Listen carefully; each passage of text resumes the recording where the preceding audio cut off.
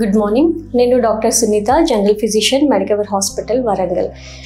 ఈరోజు మనము కొన్ని యాంటీబయాటిక్స్ గురించి ఉన్న అపోహల గురించి మాట్లాడుకుందాం. ఫస్ట్ అపోహ, యాంటీబయాటిక్స్ అన్ని ఇన్ఫెక్షన్స్ని క్యూర్ చేస్తాయి. నో, ఓన్లీ బ్యాక్టీరియల్ ఇన్ఫెక్షన్స్ని మాత్రమే క్యూర్ చేస్తాయి.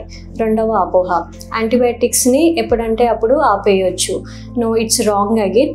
యాంటీబయాటిక్స్కి ఒక పర్టికులర్ డ్యూరేషన్ ఉంటుంది. ఆ డ్యూరేషన్ వరకు కంప్లీట్గా వాడాలి, లేకపోతే యాంటీబయాటిక్స్ ఇంకా స్ట్రాంగ్ అయ్యి ఇంకా ఎక్కువ రెసిస్టెన్స్ అయిపోతాయి యాంటీబయాటిక్. మూడవది, యాంటీబయాటిక్స్ వేరే వాళ్ళ యాంటీబయాటిక్స్ని మనము వాడుకోవచ్చా? నో, వేరే వాళ్ళ యాంటీబయాటిక్స్ మనం అలా వాడకూడదు. ప్రతి ఒక్క ఇన్ఫెక్షన్కి particular antibiotic, particular dose and duration depends upon infection and patients. అలా మనం ఎప్పుడు వేరే వాళ్ళ యాంటీబయాటిక్స్ని షేర్ చేసుకోకూడదు. ఎప్పుడు కూడా over use and misuse of antibiotics చేయకూడదు. సో దానివల్ల బ్యాక్టీరియా అన్నవి మోర్ స్ట్రాంగ్ అయిపోయి ఇంకా ఎక్కువ సర్వైవ్ అయ్యి ఆ పర్టికులర్ యాంటీబయాటిక్కి రెసిస్టెన్స్ అయ్యే ఛాన్సెస్ చాలా ఎక్కువ ఉన్నాయి. సో యాంటీబయాటిక్స్ అన్నవి ఎప్పుడైనా కూడా ఓన్లీ డాక్టర్స్ ప్రిస్క్రైబ్ చేసినప్పుడే జాగ్రత్తగా వాడండి. So antibiotics are powerful tools, but only when they are used wisely. Thank you.